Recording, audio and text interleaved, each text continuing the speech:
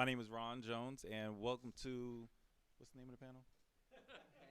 I think it's CIMFest Playtesting, or how to play test, or basically, I'm not sure, or we didn't really get much direction from uh, the secrets of playtesting. Okay, that's a little direction. So we have a rather large panel here with a lot of experience, a lot of talents, and whatnot. So I'm super excited to get to know them a little bit more and let them introduce themselves to you a little bit more. I guess I can start.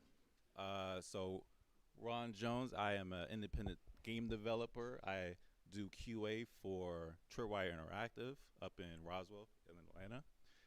And I also run the Indie Cluster, which is an organization that helps provide opportunities for game developers. We do QA for indies as well as provide spaces for them to kind of appear at different conferences and just create an overall good network, kind of a family environment for them. And I'm going to pass it along to my left. I'm Joe Cassavaugh. I'm the Joe of Puzzles by Joe, and I've already spoken here today, so I'm going to keep that intro short. And I just do a game called Clutter. That's now the 14th game. Was released about a month ago in the Clutter franchise, and life is good. I'm Michael Brown. I'm the CEO of Vicarious PR and V Publishing. There you go. All right. Hey, everyone. My name is Forrest. I've been in the video game industry for 10 years. I feel like we're all getting to know each other as well, so it's great to see everybody here.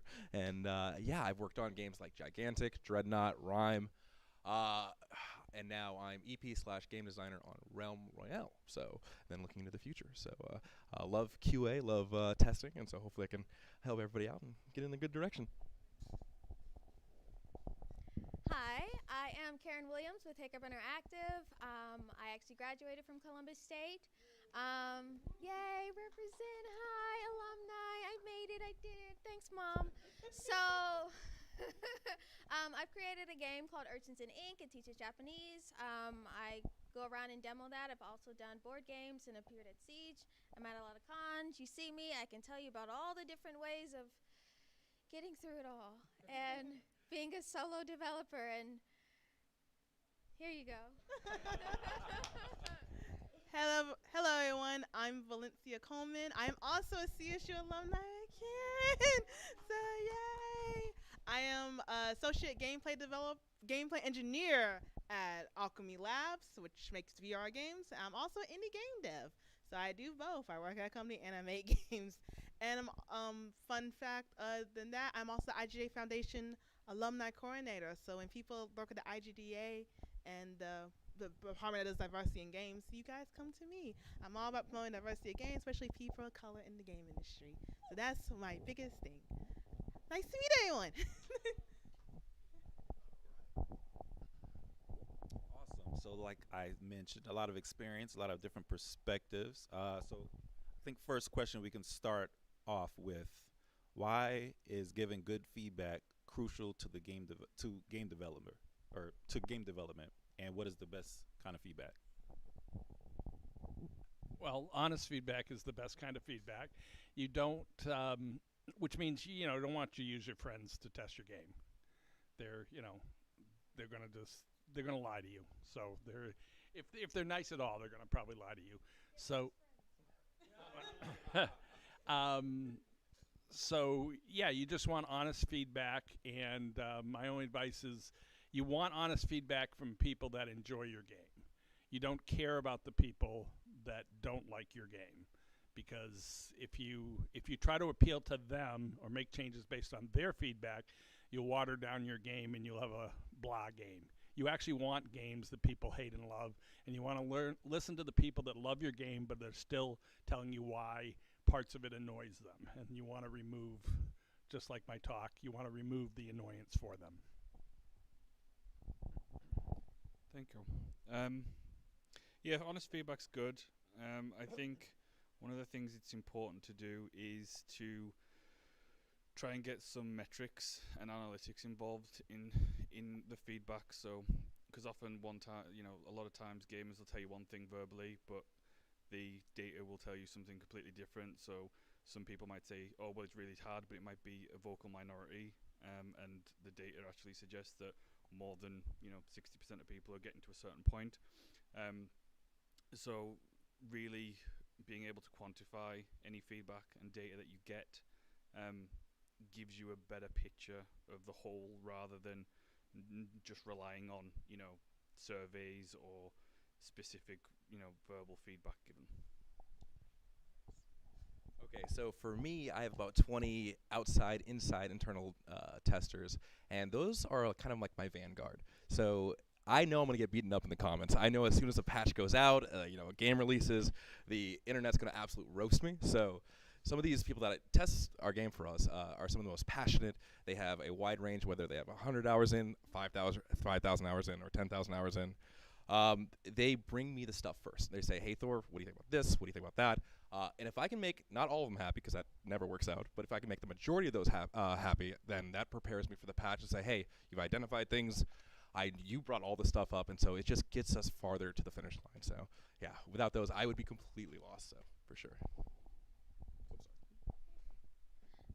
I would say the most important thing, very first off, is to figure out what would be good feedback for your game, because not every feedback that you get is necessarily applicable per se. And so as far as like getting general feedback, getting people to play your game is definitely important, but being able to pinpoint what information is something that you can actually do something with, or that is actually something that you can shoot for, that's quantifiable and achievable. Because if someone's like, oh, I wish your game had better graphics, it's Bloxel art. Like, what do you want? So figuring out what is good feedback for you, and then also being able to pinpoint what someone is getting at. I personally really like watching people play my game, because there's a lot that you can get from facial expressions and things that you see them doing and being frustrated with, that they may not verbalize, that they don't know that they're doing, and that kind of like helps to make it a better experience from what you can see how they're experiencing it. Everything everyone says completely true, and I gotta twist the question in a way that makes my answer different. So I'm going to do this in a way that is working with a team, because I am a team lead on 2 indie games I'm working on.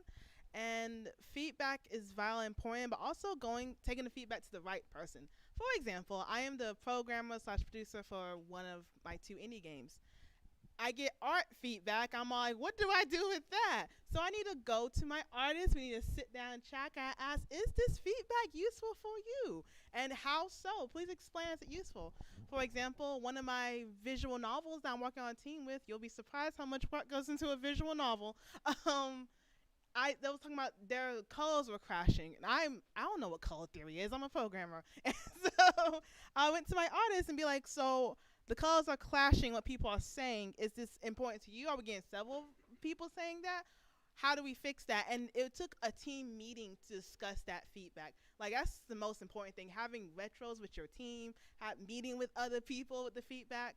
Because the way we get feedback in those games, we just post on itch.io and see what people say. Because the thing on itch.io, most people aren't there to be haters most of the time. They're really nice people up there, and the other developers play your game. They be like, I understand the walking, here's how you can do to fix it. So that helps a lot with getting feedback, and having team meetings and meeting with other people and be like, okay, I got this feedback, but how do I fix it? Feedback's not very helpful if no one tells you, like, this is the thing that's wrong. Getting very specific feedback is very useful. So, yeah, that's my twist on the answer. Twist on the question. Yeah, definitely. Just to add on a lot of that, like my favorite feedback, or I guess at least for me, because you can have a conversation with somebody, and what is it, like 10% or like 90% of what we communicate isn't verbal, right? So a lot of things that people are trying to say, or how people actually might feel, it's not really going to be, they might not know how to put it into words, or like, I just saw you fail at this part, don't say that you liked it, or something like that. So like, the wires can get crossed. But so I really like watching people, not watching people like that, let me finish talking. I really enjoy watching people play my game, and to practice not saying anything, to find out where they fall into certain traps, or what's confusing, where where they get lost at, how long does it take them to get unlost.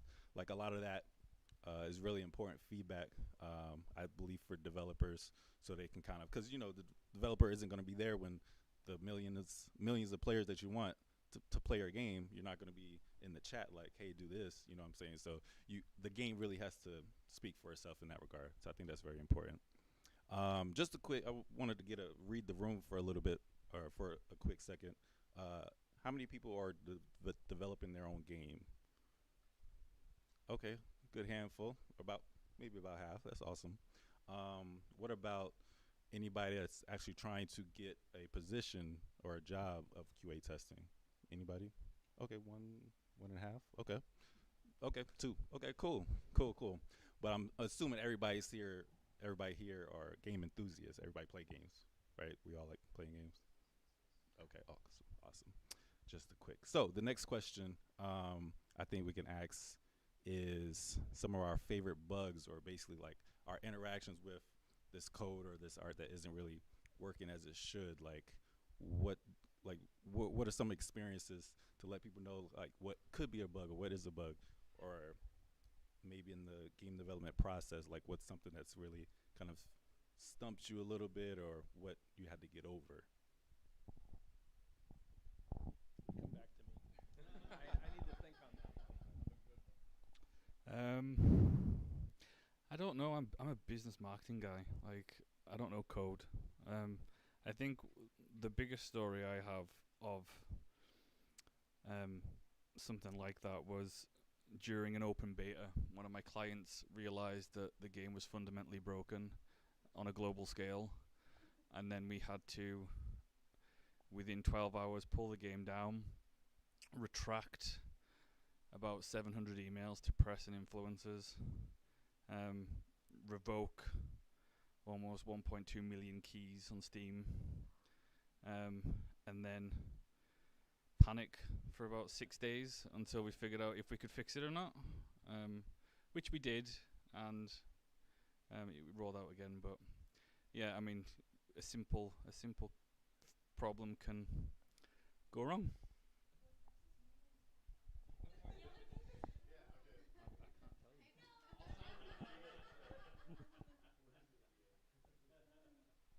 Okay, so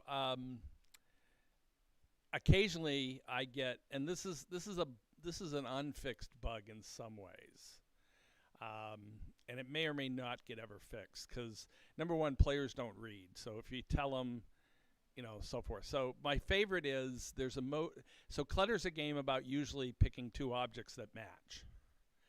So I've gotten, I think, 3 or 4 emails over the years, and I do have 10,000 people playing the game, okay? So 3 or 4 isn't much, but it's, they found me, and I have less than 2,000 people that have probably found me. But 3 or 4 go, I think there's a bug in level such and such. And you go, and they go, well, what does it do? Or they tell me, and they say, I click on a match, and it won't let me click, and the screen goes dark. I go, okay. And basically I send them back this message. So if you look at the icons before the game starts, you'll see there's a 2 with a not symbol on it, and there's also a 1 in a blue diamond that tells you only need 1 to match. These are called singleton puzzles, and you're looking for things that don't have a match. And because we don't want you to just click willy-nilly, we have to darken the screen when you hit one that does have a match. So you're trying to find, for instance, the 10 objects in this field of 100 that don't have a match. But either the pop-up text or Clutter 1000 at least had no text, so they were supposed to sort of figure this out on their own. Players that don't think there's a bug in the game when the game doesn't have a bug other than they haven't figured out the icons yet. So, but it's the first time I heard about it, it took me a while to figure out what they were talking about. So, and I still don't know what to do about it because I have heard from players that actually tell them what a singleton game is, and then they still run into that later on when they probably forgot what a singleton is. But I can't get rid of it's a great puzzle, so I'm not going to get rid of that variation. Okay, I have two examples for two different sides of the group. For the developers, one of the most annoying, hateful bugs I've ever ran into was I had 20 actors for spawning into a location with the bots, and I hit the nav mesh and everything was good, but the bots wouldn't spawn. And I'm like, okay, why aren't the bots spawning? The bots should be there. And I couldn't get the bots to spawn at all. And so I raised all the actors up, so the bots would kind of spawn in the air, then kind of fall down. And then Unreal says, no, do not do this. This is the worst thing you could possibly do. Red air is flying everywhere. And I'm like, okay, obviously I shouldn't do this. So I was stuck. I didn't know what to do. And then my level designer comes over and he says, no, ignore all of what Unreal is saying. Just hit the compile code and it's going to be okay. And I was like, ignore Unreal? Like, this is telling me not to do this. And so just trust your instincts sometimes, developers. Just hit that button and give it a go. And so that was one that I saw it and I was like, why? I had to do the exact opposite of what Unreal is telling me to do. So that was fun. For you, though, in the back, wanting to be a QA, if I have snacks or if I have, an extra treat or whatever, I always drop my extra treats or whatever to my friends who are in programming and QA. You are so essential to a project. And I can speak a little bit to the part where often QA people will be like, hey, this is broken, designer. You need to fix this or, give feedback to designer, which is great. It's integral to the part. I oftentimes deal with Microsoft, Sony, and Nintendo going into CERT. And that's where you give a build over to Nintendo, and they say, this is bad. This is broken. Go do it again. And that's a very stressful time. And there's been so many times where Pazir and other teams QA people would come to me and they say, hey, how can I help? So to the person in the back wanting to get into QA, you are coveted. You are loved. We will always love you because you are just so important to that process. So anybody that tells you otherwise just hasn't been in the game design or game industry. So keep your chin up. And I absolutely hate it when people look down on QA. You're important. You're a way to get in the video game industry, and we wouldn't be here without you. So keep shining, QA. So I would say my big bug shenanigans would be that art can be a bug, and it sometimes can be difficult to discern whether this is a bug that you need to fix or that you need to telegraph in a different way. Urchins and Ink is an underwater game. As much as everyone hates underwater levels, I don't know. I think I wanted to make it more difficult for myself. So in the early aughts, before I got an artist in, I just kind of put in some placeholder art, and I used just sand. Oceans have sand. We're underwater. It's blue. There's sand. Should be not complicated. Apparently, my sand was so ugly that a majority of my feedback whenever I would get people to play test my game is that I don't know, sand's kind of ugly. I was like, well, did you learn anything? Did you like it? Did it crash? Your sand's pretty ugly. So that's when I was like, okay, maybe I should get an artist into this and get rid of my ugly sand that's apparently breaking my game. But those type of things, art can be distracting. It can take away from the experience of the game. As a developer, as a designer, you want to focus on my mechanics are great, my gameplay is amazing, but for real, the art can cause unexpected experiences, and that impacts the success and enjoyability of your game sometimes. Another less obnoxious art issue that I actually accept and don't see as stupid is I have bubbles. My game has bubbles in it, and you're supposed to go and touch the bubbles. However, in a lot of games, you see bubbles, you shoot bubbles. I would get a lot of players that would try to shoot the bubbles instead of touching them, and they'd be confused why the game isn't continuing. So even so far as changing my interactables to changing the appearance, adding sparkles to it, something that makes it want to be touched as opposed to shooting to. Some of those are things that also you wouldn't have noticed unless you saw someone play it and see that they're not interpreting your thing properly. So removing your preconceived notions of just we're underwater, there's sand, whatever, no big deal. Oh, there's bubbles, go touch the bubble. There's a lot of times that your issues can be fixed by adjusting your art and getting someone else to look at it that has an artistic perspective as opposed to a developer one. So yeah. So my favorite bug of all time was one that no one noticed, and it was great. So I was making an RPG Maker horror game for, if you guys know RPG Maker horror back in the day, woo, I love the, yes, classic. So I was making one and it was getting some good feedback and nothing too terrible. And then my other programmer said, hey, Valencia, so I noticed no one's commenting on the chase scene at the end, which is usually a pretty big thing in horror games. I was like, that's an interesting thing. Why is no one commenting on the chase scene at the end? No one at all. So he had his friend play the game, and we had one line of code that was actually skipping over the chase scene. So you'll finish the level and go straight to the credits. How is the player supposed to know there is a whole nother part of the game? They won't comment 'cause they won't notice it.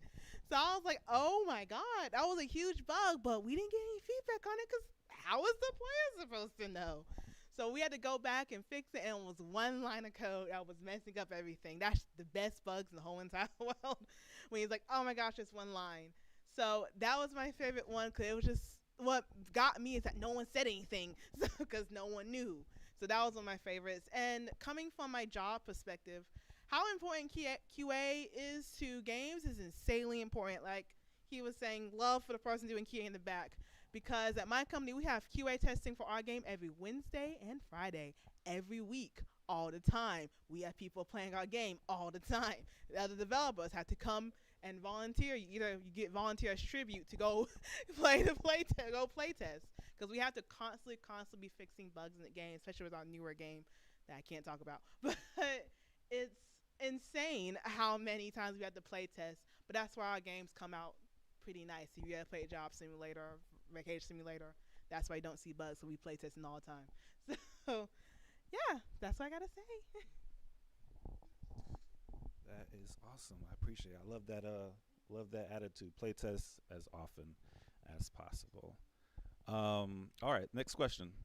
It kind of leads into it. So, what skills do you like in a tester, and how do you find those testers? So I don't really use testers. Way back, I used to watch people play the game, and a diverse crowd or whatever. And somebody mentioned it earlier, but I'm going to repeat it. If you do watch people play your game, keep your mouth shut. If you open up your mouth at all, you've just lost any value. You're going to lose all future value. You can't say, oh, if you just click there, you'll get around that problem. It's pointless. You just go back and fix it and then bring it to another group. I'm my own QA. The buck stops with me. I used to have a beta that I went through that was a little too painful. So a group of players that would volunteer to be betas, I would give it to them, and then they would give me feedback. I am not allowed to capture information like other games, so the feedback has to be just written. They have to tell me the level or whatever. My games, I've been to Unity for about 5 years now, so the games are solid enough now that I actually just do early access prepaid beta. So they know a possible another version is coming, but anybody who wants the game early just pays the money, and then they can offer me feedback or they don't. And all I do is listen to that, and that's it. I don't have people play the game anymore.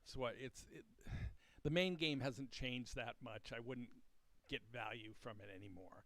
And I'm my own QA. And one last thing, and I automate a lot of the testing now. I have a one-button thing that will actually print out every level in my game, even though there's 2,800 levels. And then I can just review the screenshots, and I can look through the debug log to see if any level didn't complete, building, like ran into a null pointer or something, like that.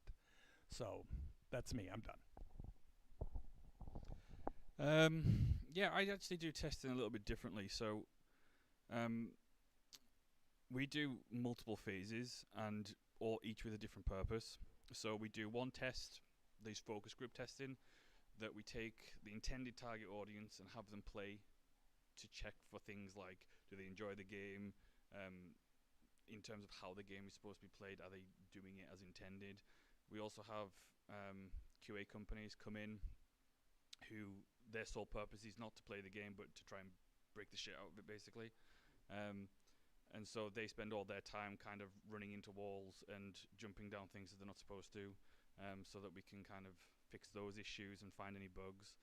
Then we do media testing. So what I do is I get a bunch of games journalists and pay them to do in-house, essentially, reviews where I can kind of take the temperature on how media and the public would perceive any particular game, and the mechanics and how the enjoyment of it. And then we do larger testing, such as a beta or an open alpha or something like that. So after that point, we collect all of the data, both from surveys, from feedback, and then obviously in-game data, and we compile it all, and that's consistently throughout the process.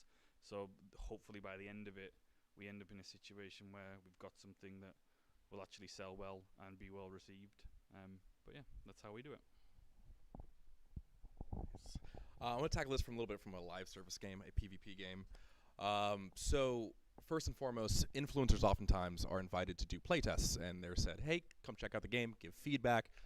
As an influencer in the past, I would go in and be like, hey, this is really broken, or this is not, I've played thousands of hours of your games. And on the other side of the fence, as a game designer, I love my game. I want to play my game as much as possible, but we all know that we have lives and we're doing 10 different things at once. And so oftentimes the people who play the game the most, the influencers, the players out there, the esports players, they have very, very great feedback. But what often happens is that maybe those meetings are once a month, and they'll say, hey, Forrest, the sniper rifle's broken, the fireball is too strong, and or I would say that as an influencer, and then maybe a month later we'd get a patch, and it would be like, okay, the sniper rifle got nerfed a month later.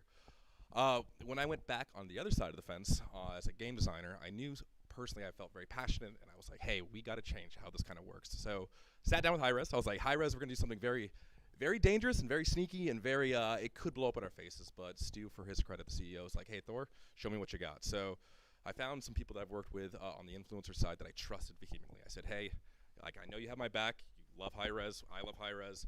And this is only going to work if we create this like mutual sense of respect. So brought these people in, and we slowly curated over time a group of 10 to 20 individuals that act as our QA. They have direct line of feedback to me, and I hate the word A/B testing, but really it's where they come in on a Monday. They say, hey, Thor, the sniper rifle's too strong, the fireball hits too hard. And I say, you know what, you're right.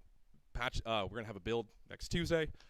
Tomorrow, tell me how you feel and you like it in there. And so it's a direct line of communication where it's testing is like that. It's not having to wait, a month to have another build. It's just, hey, you guys have direct access to the build. Let me know what you think. And that's something that takes a lot of faith and a lot of like, hey, this could be dangerous, because the publishing team's like, no, don't do it. Do not do this. Because they get to see all of our dirty bits. They get to see the next skins coming out. They get to see the next content, right? And so that is something that for the game developers out there, you're gonna have to walk out there, take a little bit of a risk. But if you can find those special people, the people that have your back, you build those trusts with you, and then you can kind of curate that group, you can make something very special out of it. And so it's kind of dangerous, kind of new coming into the video game industry. And of course, with the overall atmosphere of the video game industry, it's kind of sinking. It's kind of like getting smaller and smaller. It's very hard in the tech industry. So finding those people is going to be a little bit harder, but that's something I'm very, very passionate about. Getting the people who are the most passionate about your game able to test it and able to give feedback on a Monday, get a new build on a Tuesday, and then say, hey, did we do good? Did we do bad? Like, do you got like the direction this is going? And so that's been pretty interesting, pretty wild. So speaking as a difference between like a QA person versus just like an average person that's playing and providing feedback. The difference with a QA person, I would say I would expect them to like recall the context of how they triggered whatever bug or whatnot that's going on. Because if it's like, oh, hey, this thing crashed here because of this is what the error I got. Well, as a developer, I've got 10 more questions. Like, were you touching this thing over here? Like, because, like, if I've got an idea of what could be causing this, I want to know more about what was going on in order for me to recreate that and make sure that it doesn't happen again. So I would say, like, the difference between a QA person, just a random person that's demoing, is being aware of what you're doing as you're playing and how that is impacting the game space and how that could be given back to developers so they can fix things. Be able to have a conversation, for one thing, being able to communicate. Communication is a huge component of that is not allowed for someone that's just like, hey, I enjoyed this, but I keep glitching out on this area. I want to have a conversation with whoever that QA person is to ensure that I understand the ins and outs. This never comes up again, and we can just nip this in the bud. And what if there's other use cases around that bug that could be called, and spreading things out. So like from a developer point of view, we're not just only fixing that bug in that situation, we're also considering the other ways that that impacts the rest of the game system, and if this could cause something else over here. So keeping in mind your awareness and being able to communicate what was going on at the time of that, taking notes about it, so on and so forth. So my favorite kind of testers are actually two types. The people on my itch.io, because usually people on itch.io playing games are not like looking for the best amazing game in the world. They're looking for a small developer. They just want to play their game. And some of the best feedback I got was people from itch.io just finding my game. That being said, the reason people aren't sure I found my game because I put it out there and I had a community. So going back to our keynote speaker, having community as a developer is very, very important. You'll find people who are passionate about your game and willing to give you feedback. So those are my favorite kind of testers. And also my favorite kind of testers are fellow developers. They also know what you're going through because they're also developing games. So a lot of times they get it, like Ken said, and also they can give you suggestions how to fix it. There's been so many times I have been on my little developer Discord and been like, yeah, this is broken, but like how do I fix it? And the developer's like, oh, this is how you fix it. You're using Unity, right? And they would help you, and it was amazing. So I tell all game developers to do this. Please interact with other developers and know other developers that can help you out. And another thing I'd say to developers as well, don't take the feedback personally. A lot of times you take it too personally, be like, oh my gosh, I'm so offended. But yeah. But it's just a lot of to help the game better. Like as Joe said, there's haters and especially people who like your game. So avoid the haters and listen to the people that actually like your game because they're going to give you suggestions that can actually help you out, which is why I love itch so much. I love my itch community and I love my developer community. So yeah. That is awesome. I guess that's the perfect time to do a little self promo. That's actually kind of what we do at Indie Cluster. We love giving feedback to developers since we're developers ourselves. But yeah, so it seems like we have a good amount of time for some questions. If you guys want to maybe pose a question to us individually or ask a question generally about PlayStation or anything like that. Anybody want to raise their hand? What's up, man?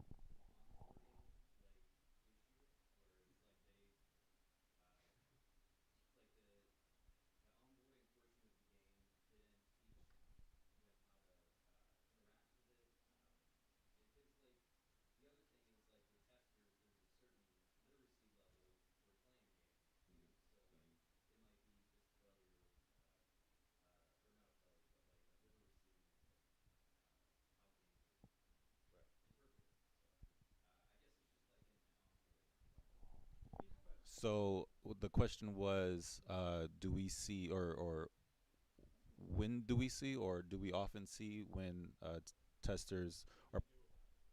Oh, what? Okay, so what do we do when we see a tester? Gotcha. So where do we draw the line as far as fixing an issue when we see somebody kind of getting stuck when it comes to like an onboarding issue, or is it just something else in the game development? Yeah. So you know, kind of being a little funny. So a lot of people say skill issue. I say design issue. So my tutorial, and I learned this the hard way through my several classes. That tutorial is designed for onboarding, but the rest of the game might not be. So am I designing the level in a way that still enforces what the tutorial said? If not, then they might get confused and lost. If I ever see a tester doing something they're not supposed to do or doing something the wrong way, I'm like, am I designing this incorrectly? Because it can functionally work. That's homies actually went to my master's class because I was like, I can make games function, but I can't make them fun or design well. So that's why I went to design classes. So always go back and look at your design, 'cause that's a huge issue and it's hard to fix sometimes in the bug. So design issues when you have that always is like, well, how is the level to be in design? So who else wants to answer? Something else that I would say is important to consider is who your audience is, because like they may not play the type of game that you're making, or if you're doing something that's particularly niche. Taking that in consideration and weighing how much you want to cater to those people that may not be a part of that audience. As far as like certain game literacies and stuff along those lines, like sure, the tutorials and walkthroughs and stuff like that may help, but also realizing who you're making the game for. I've had situations where I've had to change my controls because a lot of my audience is potentially children. So like having buttons that are too far apart where their little hands can't reach is like an issue that I had to address that I didn't think of because I have people hands. I have adult hands. So I'm not thinking about that. So, being able to adjust things to cater to your audience, but also not making too much of the game about the particularities of non-focused audience members, I guess you can say. And if you need to explain more things, if you need to highlight more things, sometimes those can be fixed through art as opposed to mechanics and game designs. Maybe just like having something glow or having certain sound cues and things like that. That can help people to piece together the deductive reasoning in order to go where you want them to go. Like a lot of games having those coins that are just like drip through the rest of the level, that helps to lead them to go into the right order as opposed to just like you need 99 coins to buy this prize. So like design, art, those type of things can help to fix those issues where people aren't quite getting the game. And QA testers are going to do some wacky stuff. They kind of have to. It's part of their job. Like I'm not going to be able to fix why this thing keeps clipping over there. So like, weighing that importance as well and applicability of the average person that you're aiming to have play the game. So I'll start with the negative. If you think popping up a text to tell them what they need to do, or that you need a tutorial, then you want to go back to the design and figure out how you can do it without that.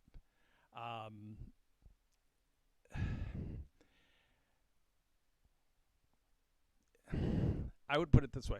I would put a challenge to the developers of,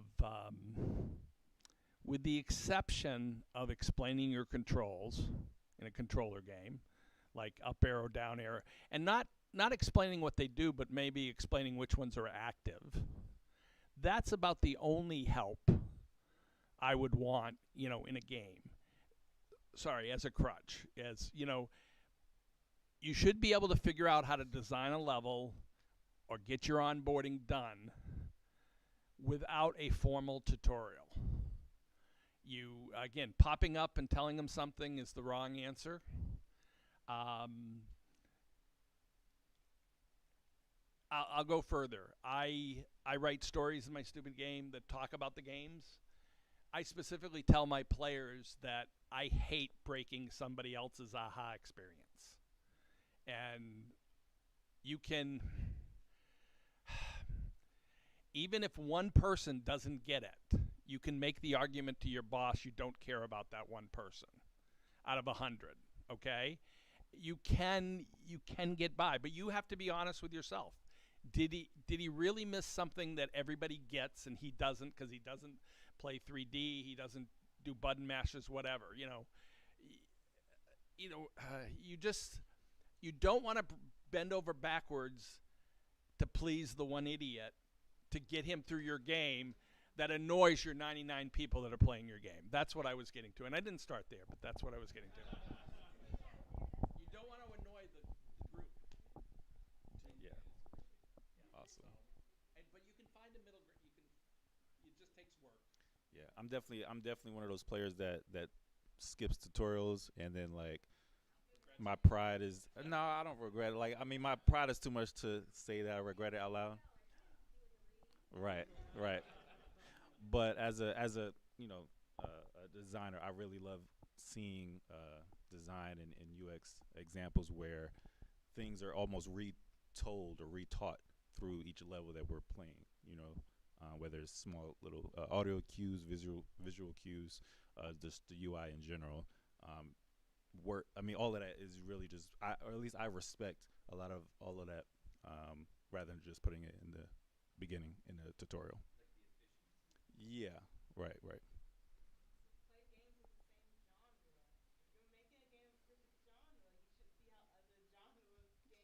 Right. Right. That'll definitely help.